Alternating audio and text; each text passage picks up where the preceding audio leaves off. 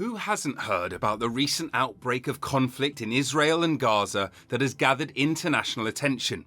We know we have, but maybe you don't know the full details of the crisis yet, what started it, what the current updates are, and what the future holds.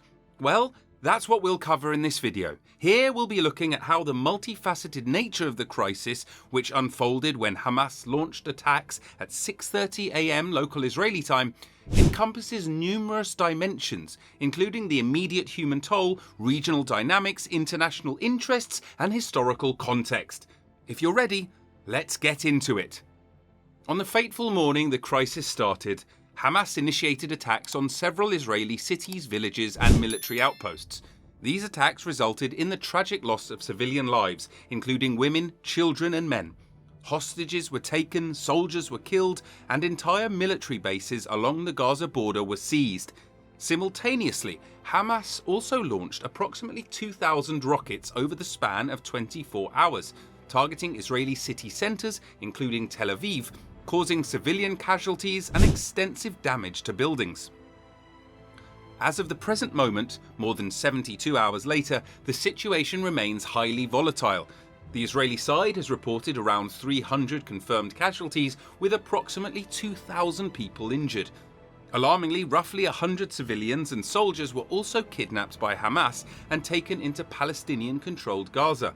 Their whereabouts remain uncertain, with speculations suggesting they may be concealed within Gaza's extensive tunnel system, which poses a significant challenge for potential Israeli ground operations.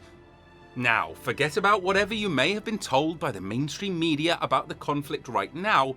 The truth is, the situation in the region is far more intricate than what's been typically portrayed in the age-old narrative of the Israel-Palestine conflict. First things first, it's important to recognise that the Palestinian territories are not exactly a unified entity. Instead, they consist of two distinct regions: Gaza, controlled by Hamas, and the West Bank, administered by the Palestinian Authority, a descendant of the PLO. Now, these two Palestinian entities have adopted entirely different approaches to the ongoing conflict, which we see in the fact that while the Palestinian Authority wants a diplomatic solution to address their concerns, primarily through the two-state solution and through international channels like the United Nations, Hamas has pursued a militant path, striving to destroy Israel and refusing to renounce violence.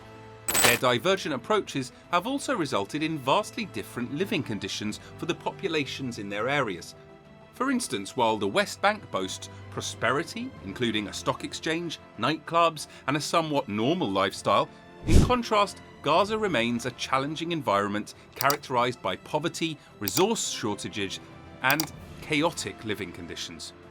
Now on to the next part of the details you should have: the alliance between Hamas and Iran. This alliance, at first glance, seems improbable. After all, it's pretty obvious from a surface view that these two groups have deep-rooted differences, with Iranians being Shiites and Hamas comprising Sunnis. So their mutual animosity is pretty much evident from the jump. However, they've always had a shared hostility towards Israel that eventually led to a surprising collaboration about a decade ago, when they decided to work together to challenge Israel's very existence. As such, Hamas became an effective proxy for Iran, similar to the Hezbollah in northern Israel and Lebanon and the Houthi rebels in Yemen. Iran, which already is a country known for operating through proxy groups, now provides financial support to Hamas for the very purpose of challenging Israel. But when we come to the realization of this fact, it then begs the question: if Iran had been supporting Hamas for over a decade, why now? Why did this offence against Israel take place just now? Well, from investigations that have been made, it's apparent that the main trigger for the current crisis could be the 50th anniversary of the 1973 October War, also referred to as the Yom Kippur War in Israel. Now, this was a war in which Israel faced attacks from multiple fronts, but ultimately emerged victorious, causing humiliation for the Arab nations involved. And so some have suggested that this recent crisis is nothing but a mere attempt to mend this historical shame. Other factors that have been mentioned as potential triggers include Israeli encroachments on the Al-Aqsa mosque, recurring incidents near the mosque, and the contentious narrative regarding its status. These are provocations that have been ongoing for some time but continue to generate tensions. Additionally, there is also an element of historical resentment and perceived oppression that may have played a role in the execution of the attacks. Whatever the case may be, we don't actually believe these qualify to be the primary causes of the recent crisis. Instead, we say, why aren't we looking at the fact that the crisis may be rooted in events happening thousands of miles away, notably events involving Saudi Arabia?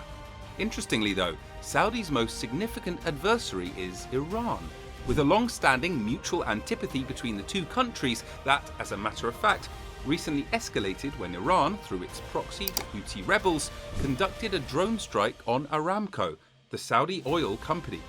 This was an episode that further fueled the hostilities between the two regional powerhouses, and it is likely one of the contributing factors to the current crisis. But of course, how could that be? Well, the answer to that lies in the fact that the emergence of Iran as a potential nuclear threat alarmed the Saudis a long time ago. They've always viewed a nuclear Iran as a grave danger to their security, and so, to counter this perceived threat, Saudi Arabia actually approached the United States requesting approval to develop their own nuclear capabilities. The United States in turn agreed to this request, but in so doing set conditions for the deal, requesting that first, the Saudis would have to cooperate with the US on oil production to maintain low prices. Second, they were also instructed not to use the acquired nuclear capabilities against Israel, and to ensure this, they were expected to normalize their relations with Israel, potentially triggering a broader wave of normalization in the Arab world. So eventually, Saudi Arabia accepted the US's conditions, positioning itself to receive approval for its nuclear ambitions.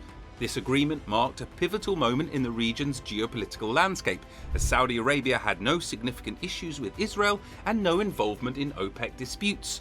So the Saudis saw the opportunity for a groundbreaking agreement and took advantage of it. However, this delicate international maneuver didn't just benefit Saudi, but other recent diplomatic developments in the region. For instance, the United Arab Emirates signed the peace accords making peace with Israel, and right after that the stage was set for Saudi Arabia to do the same. So from a perspective of international relations, the whole process was akin to a three-way trade where all parties stood to gain something significant. However, the arrangement also had a crucial point. It stood to potentially benefit everyone involved except Iran and the Palestinians. The Palestinians and Iranians have had and still have compelling reasons to oppose the development, as it jeopardizes their interests. For instance, Iran is attempting to establish a strategic alliance with China and Saudi Arabia, among other countries, as a counterbalance to the proposed US-Israel-Saudi alliance. So within the context of that, we see that the recent escalation in Gaza appears to not be merely coincidental, but potentially orchestrated.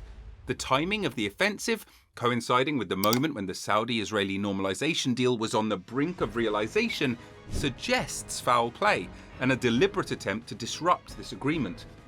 The execution of the attacks also underscores Iran's involvement through its proxy, Hamas, aiming to inflict damage on Israel, and now, because of it, we see Israel finding itself in a precarious situation. So, not to mince words, at this time, it doesn't look like there are any good options available for Israel. On one hand, launching a comprehensive ground offensive in Gaza risks jeopardizing the imminent Saudi-Israel deal, fighting in densely populated areas which would result in significant casualties and losing the lives of the hostages that already hang in the balance. On the other hand, refraining from a robust military response may lead to Israel being perceived as weak, inviting further attacks in the future. So in a nutshell, the country at this time faces a dilemma reminiscent of a prison mentality, where any sign of weakness could result in dire consequences.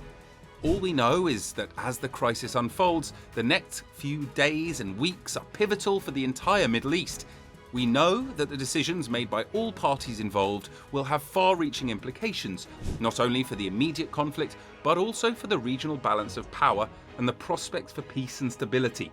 So the correct steps must be taken after a proper examination of the pros and cons have been made. Alright then, that's all for today's video. If you enjoyed it, please leave a like and subscribe to the channel. Also, share this video and press that post notification bell so you don't miss out on our future videos.